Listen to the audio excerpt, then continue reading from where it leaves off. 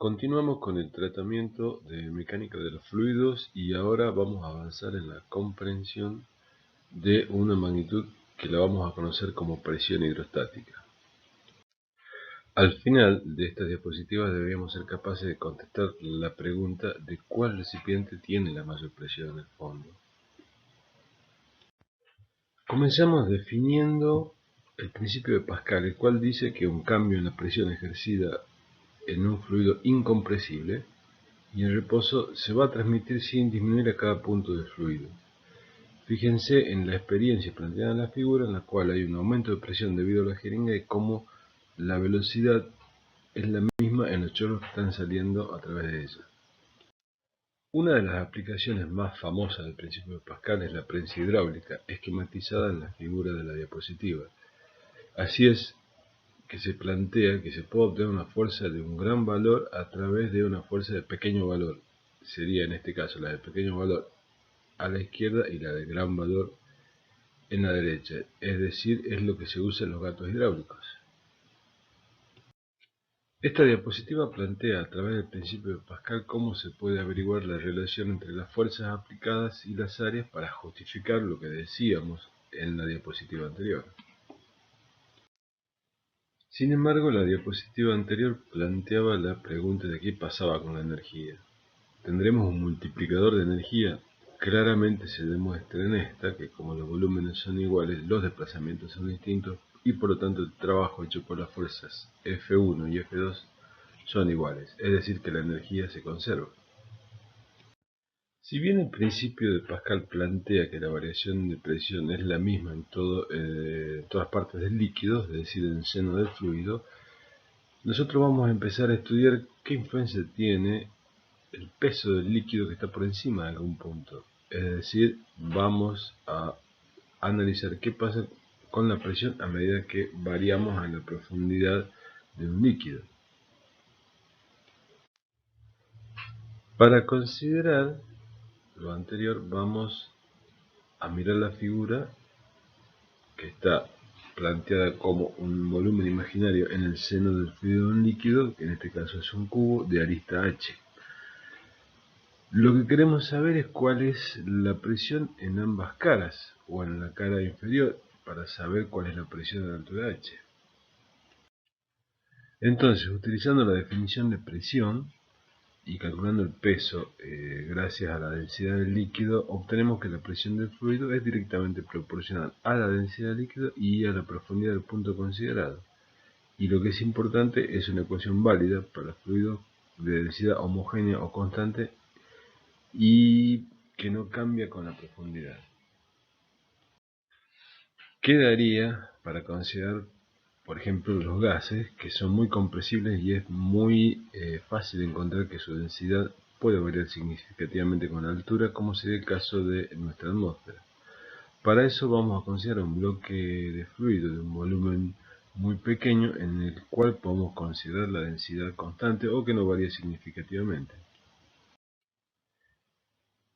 Haciendo el diagrama de cuerpos libres en este bloque de fluido, podemos ver que hay una fuerza por encima, por la tapa de encima, una fuerza por la tapa de abajo y el propio peso del bloque, lo cual nos va a llevar a una expresión que es la siguiente.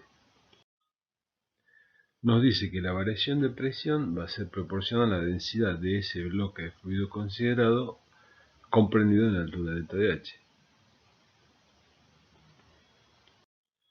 Como ejemplo cotidiano, ustedes pueden averiguar la presión que tiene la salida del caño del baño o de la cocina haciendo algunas estimaciones. El problema nos plantea un tanque que está a una altura de 30 metros. Hagan cuentas y vean cuál es la variación de presión que se obtiene a los 30 metros, por ejemplo, en este caso.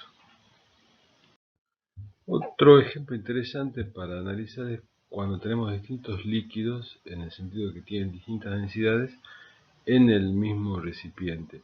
Fíjense que está planteado tres líquidos de densidades distintas, el que tiene densidad menor se ubica arriba y el que tiene densidad mayor se ubica abajo. ¿Cuáles serían las presiones en los puntos A, B y C? La presión hidrostática o la presión absoluta. Queda para que calculen. Recién hablábamos de la atmósfera y uno puede suponer que la presión que soportamos nosotros a nivel de la Tierra tiene que ver con el peso o la altura de la atmósfera o el peso de todo el aire que tenemos por encima dividido en un área promedio. Este valor daría el indicado en la diapositiva.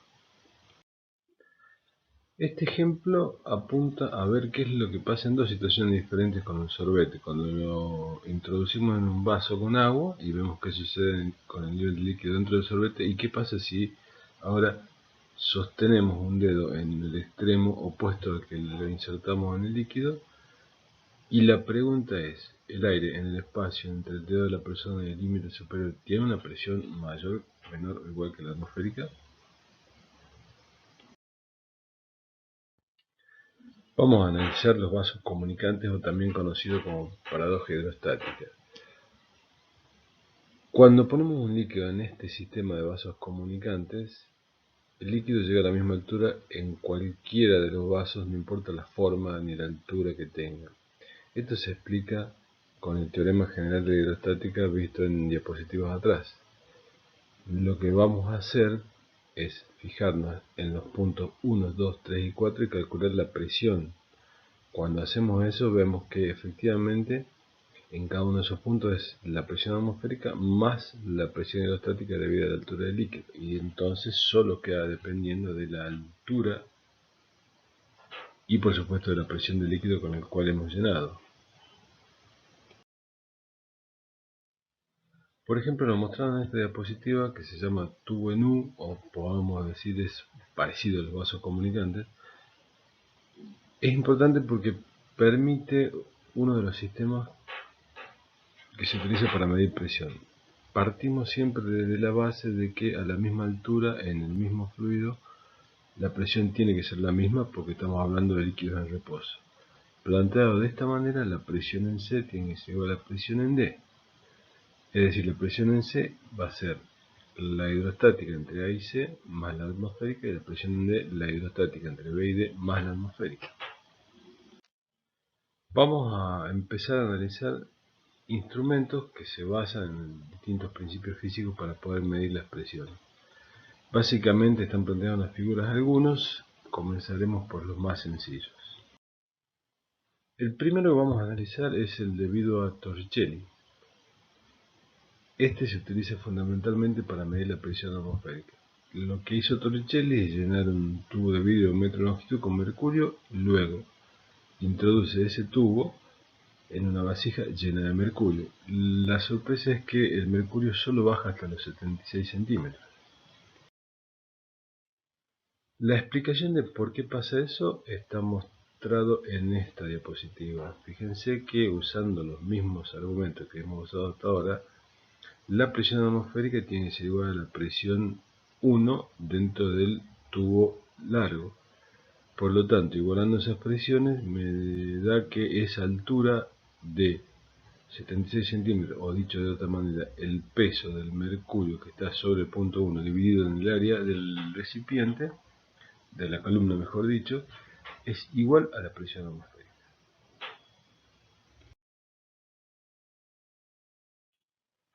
Los manómetros son instrumentos para medir presión basados en el tubo en U o vaso comunicante que vimos diapositivas atrás. Si yo tengo uno de los brazos conectados a un recipiente con una presión determinada, mayor que la atmosférica en este caso, debo plantear exactamente lo mismo que había planteado en el caso de los barómetros. Es decir, la presión en el punto 1 va a ser igual a la presión en el punto 2, y lo que está por encima de la presión en el punto 1 será la presión hidrostática del líquido amarillo más la presión del gas. Y por el lado de la rama 2 tengo la presión desde el punto 2 hasta la altura del líquido, es decir, I2. Igualando esas presiones, puedo llegar además a tener un dato, que la presión manométrica, o la diferencia entre la presión del gas y la atmosférica, queda proporcional a la altura o al desnivel del líquido manométrico. Entonces, la presión absoluta es igual a la presión atmosférica más la presión hidrostática debido al desnivel del líquido dentro del tubo en U. La presión manométrica se define como la presión absoluta menos la presión atmosférica. Esto da lugar a dos tipos de escalas, la escala absoluta o la escala relativa.